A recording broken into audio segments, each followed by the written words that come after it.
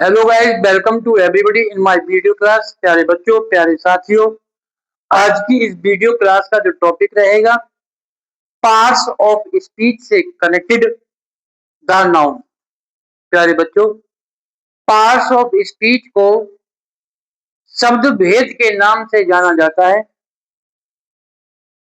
ये there are only 8 kinds of parts of speech: noun, pronoun, adjective, verb, adverb, preposition, conjunction, interjection. और last article 9 number पर article को भी parts of speech में रखा गया है।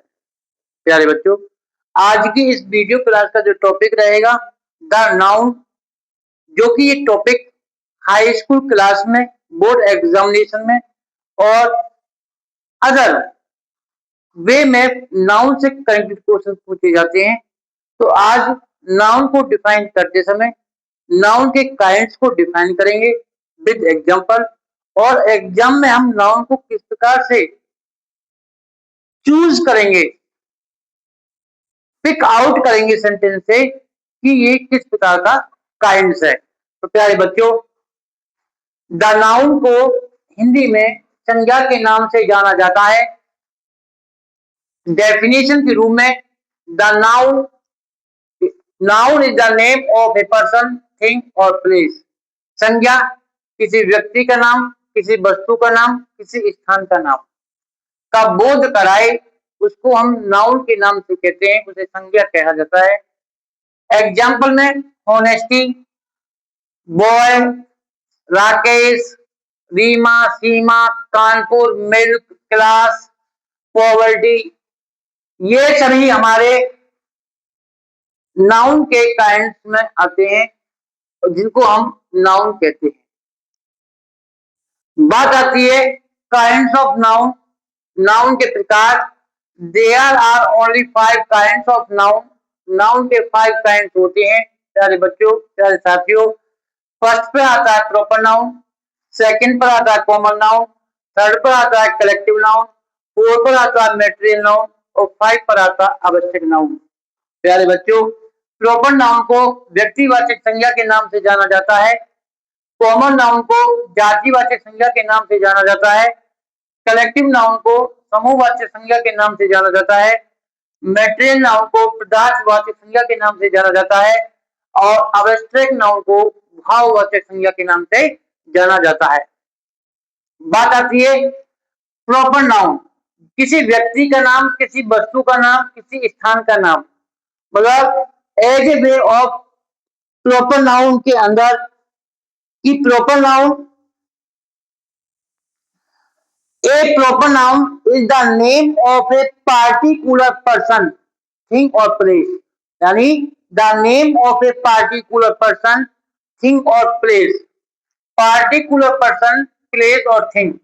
मीरा कोई नाम हुआ, सीमा किसी का नाम, अमन कानपुर स्थान का नाम हो गया, गंगा नदियों में से नाम हो गया, यमुना नदी का नाम हो गया, माउंट आबू पर्वत श्रृंखलाओं में से एक नाम हो गया, रामायण बुक में से कोई नाम हो गया, विक्रांत एक से जहाज का नाम हो गया। किसी particular person, thing, place, particular व्यक्तिवाचक, उसको हम प्रॉपर नाउन कहते हैं। नेक्स्ट आता है कॉमन नाउन, जिसको हम जातिवाचक संज्ञा के नाम से जानते हैं। Common noun, common noun is the name common to every person or thing of the same class, of the same class. जैसे गर्ल, सेम क्लास में गर्ल को रखा जाएगा, बॉय में बॉय को रखा जाएगा, रिवर में रिवर को रखा जाएगा, डॉक्टर में डॉक्टर को रखा जाएगा, सिटी में सिटी को रखा जाएगा, विलेज में विलेज रखे जाएंगे, एडवोकेट में एडवोकेट। यदि गर्ल में कोई नाम है, किसी का कोई नाम है, तो वो प्रॉपर नाउन होगा, पार्टिकुलर पर्सन हो गया। और गर्ल सेम क्लास से हो रहा है, बॉय में लड़के लड़के हो गया, बॉय में जैसे सपोज किसी का कोई नाम है तो प्रॉपर नाउन है। एक जाति, एक जैसी वस्तुओं को एक ही जाति या वर्ग में रखा जाए, रिवर, रिवर तो बहुत सारी हैं, यदि रिवर में तो रिवर रखा जाएगा, लेकिन किसी नदी का नाम गंगा, कावेरी, यमुना, तो वो नाम हो गया, तो ये प्रॉपर नाउन हो जाएगा। और यदि सेम क्लास की चीजों को एक साथ रखा जाए, एक ही वर्ग में रखा जाए, तो वो हमारे कॉमन नाउन होते हैं। डॉक्टर में डॉक्टर को रखा जाएगा, सिटी में सिटी सिटी रखे जाएंगे। और सिटी में कोई नाम है तो वो प्रॉपर नाउन हो जाएगा। विलेज का कोई नाम है तो प्रॉपर नाउन हो जाएगा। एडवोकेट का कोई नाम है तो वो प्रॉपर नाउन हो जाएगा। सेम क्लास वर्ग की वस्तुएं। तो कॉमन नाउन का जो मीनिंग बताया है आपको, common noun is the name common to every person thing of the same class.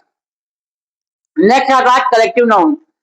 A collective noun is the name of person, animal or things which are spoken as a whole. As a spoken as a whole. Collective में समूह। Class, class तो कई काफी सारे बच्चों को बनाकर एक क्लास बनती है। आर्मी, आर्मी के अंदर काफी सेनाएं होती हैं। ग्रुप होता है, एक समूह होता है। टीम समूह को कहते हैं। रस मीन्स भीड़, समूह कहते हैं। बंच ऑफ ग्रेप्स अंगूरों गुच्छा, गुच्छा बनेगा मतलब क्या हो जाएगा, कलेक्टिव हो जाएगा, समूह हो जाएगा। नेशन, मव मवेशियों को झुंड, हर्ड झुंड को कहते हैं। पशुओं के समूह को मव। क्राउड मीन्स भीड़। जो हमारी भीड़ समूह दो या दो से अधिक व्यक्तियों को जोड़कर इकट्ठा कर दिया जाए, जैसे क्लास, क्लास में तो काफी बच्चे होते हैं, एक नाम दीजिए क्लास, तो वो कलेक्टिव हो गया, समूह। व्यक्तियों का समूह, जानवरों का कोई समूह, आर्मी सैनिकों का कोई झुंड या समूह, बंच ऑफ ग्रेप्स अंगूरों गुच्छा, तो कलेक्टिव में तो होगा समूह। नेक्स्ट आता बेटा मैटेरियल नाउन। मैटेरियल नाउन को पदार्थवाचक संज्ञा के नाम से जाना जाता है। किसी पदार्थ का जहां बोध हो, silver, gold, iron, milk, zinc, water, तो ये हमारे क्या हो गए, पदार्थ। नेक्स्ट आता बेटा आवश्यक नाउन। आवश्यक नाउन को भाववाचक कहते हैं, जिससे किसी व्यक्ति के भाव गुण आदि का बोध होता है। ऑनेस्टी ईमानदारी, हैप्पीनेस ब्यूटी, सौंदर्यता, पॉवर्टी गरीबी, बिहेवियर व्यवहार, उसके गुण भाव दृश्य जो होते हैं उसको हम आवश्यक नाउन कहते हैं।